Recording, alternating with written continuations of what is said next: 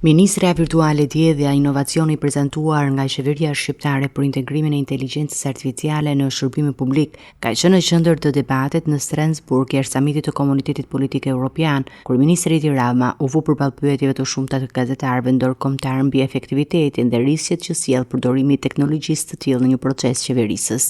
Në fjalën e tij, Rama u përpoq të zbuz kritika duke e konsideruar diellën një hap të guximshëm drejt modernizimit të administratës. Dëgjoni, kjo është diçka e re dhe si çdo gjë e re duhet përballet edhe me kritika. Kjo është një gjë e mirë, por deri tani kemi prova që funksionon dhe funksionon shumë mirë.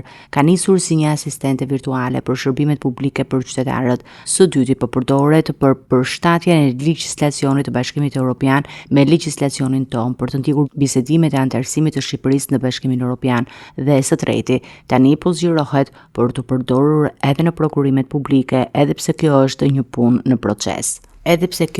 Ende një punë në proces. Çështja e sigurisë kibernetike ishte një ndër temat që shoqëroi diskutimin. Rama pranoi se Shqipëria mbetet në shënjestër të Iranit, por theksoi se tashmë vendi ka ngritur një sistem mbrojtje të konsoliduar.